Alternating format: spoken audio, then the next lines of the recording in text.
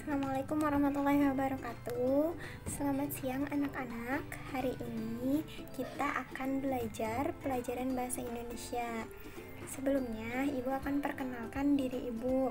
Perkenalkan, nama Ibu Kikit Wirianti, Ibu Guru Bahasa Indonesia. Nah, karena sudah pengenalan, hari ini mungkin anak-anak akan Ibu beritahu mengenai hal-hal dasar apa saja sih yang perlu kalian ketahui di mata pelajaran Indonesia ini. Tentunya pada pembelajaran bahasa Indonesia ini kalian wajib menggunakan bahasa Indonesia yang baik dan benar. Tapi jika kalian masih merasa belum bisa atau belum mampu menggunakan bahasa Indonesia secara penuh, kalian bisa menggunakan bahasa Indonesia sepengetahuan kalian. Nantinya akan Ibu bimbing, akan Ibu beritahu apabila ada penggunaan bahasa yang kurang tepat. Nah, hari ini kita akan belajar mengenai teks prosedur. Ada yang sudah tahu teks prosedur itu apa? Ya, pintar. Teks prosedur adalah teks yang menjelaskan tata cara atau langkah-langkah. Nah, sekarang kalian ingat-ingat ya bahwa teks prosedur ini adalah teks yang menjelaskan tentang langkah-langkah dan cara menggunakan atau membuat sesuatu. Nah, sebelum mulai pembelajarannya, Ibu akan memberitahu beberapa hal. Setelah anak-anak belajar dengan Ibu, nantinya di akhir pembelajaran akan diberikan pengayaan yang harus diisi ya oleh masing-masing supaya kita terus ingat materi yang telah kita pelajari sebelumnya. Baik anak-anak, hari ini kita akan belajar mengenai teks prosedur. Teks prosedur yaitu teks yang berisi cara, tujuan untuk membuat atau melakukan sesuatu. Di mana dalam teks prosedur ini menyajikan cara-cara atau menuliskan langkah-langkah membuat atau melakukan sesuatu. Nah, yang kedua ada tujuan dan fungsi. Tujuan dan fungsi teks prosedur. Nah, tujuan teks prosedur ini untuk memudahkan pembaca maupun pendengar agar dapat mengikuti langkah atau perintah yang telah dituliskan. Nah, tadi kan ada kata pembaca dan pendengar. Artinya, teks prosedur ini bisa dituliskan dan bisa disebutkan, bisa tertulis dan bisa lisan. Nah, tujuannya itu tentunya kalian sudah paham ya. Teks prosedur ini untuk memudahkan orang-orang untuk melakukan sesuatu, untuk membuat sesuatu, untuk menggunakan sesuatu. Dalam teks prosedur ini bukan hanya tentang cara membuat masker kain, tapi kalian juga bisa membuat teks prosedur bagaimana melakukan sikap lilin. Itu bisa masuk ke teks prosedur. Kalian tinggal sebutkan saja langkah-langkahnya.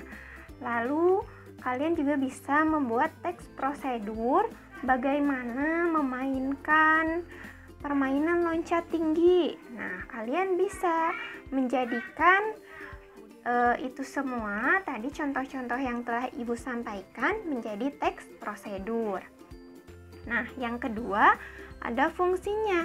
Nah, fungsi teks prosedur untuk membantu seseorang dalam memahami bagaimana cara melakukan sesuatu.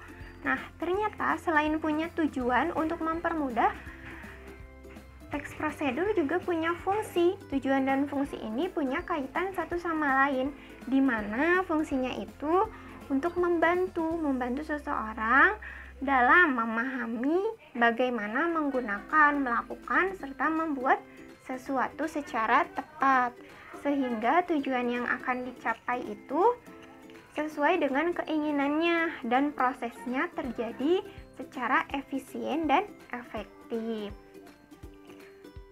Maksud efisien dan efektif di situ adalah efisien itu suatu hal yang bisa kita lakukan dengan waktu yang sedikit, pula dengan usaha yang tidak terlalu lama, serta efektif. Efektif itu adalah hal yang bisa kita lakukan dengan cepat tetapi menghasilkan hasil yang baik, hasil yang bagus seperti itu.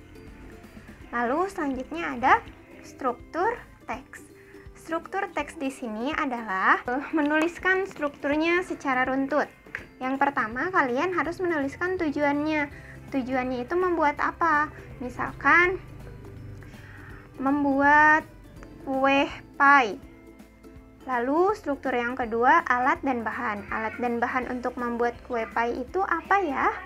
Nah, kalian tuliskan apa saja alat dan bahannya. Alatnya misalkan harus ada teflon, Bu. Terus ada apa lagi yang kedua? Harus ada mangkuk. Yang ketiga harus ada sendok. Yang keempat dan lain sebagainya. Bahannya apa saja ya jika ingin membuat kue pie? Nah, cara membuat kue pie itu bahannya ada tepung maizena. Misalkan yang pertama harus ada tepung maizena. Yang kedua harus ada susu kental manis. Yang ketiga harus ada air. Yang keempat dan lain sebagainya. Lalu masuk ke langkah-langkahnya. Langkah-langkahnya kalian bisa tuliskan menggunakan angka. Yang pertama, kalian melakukan apa saja sampai tujuannya tercapai gitu, apa yang ingin kalian buat.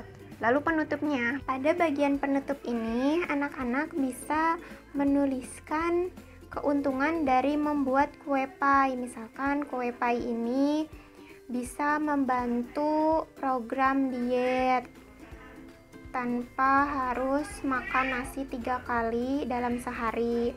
Selain itu, kalian juga bisa menuliskan ucapan selamat melakukan, selamat membuat kue pie, kayak gitu. Cukup sekian materi pada hari ini. Silakan kalian catat di dalam buku kalian masing-masing untuk poin-poin pentingnya. Lalu silakan kerjakan latihan soal atau pengayaannya di kelas Edmodo Bahasa Indonesia ya. Ibu harap anak-anak semua dapat memahami materi yang Ibu bagikan ya.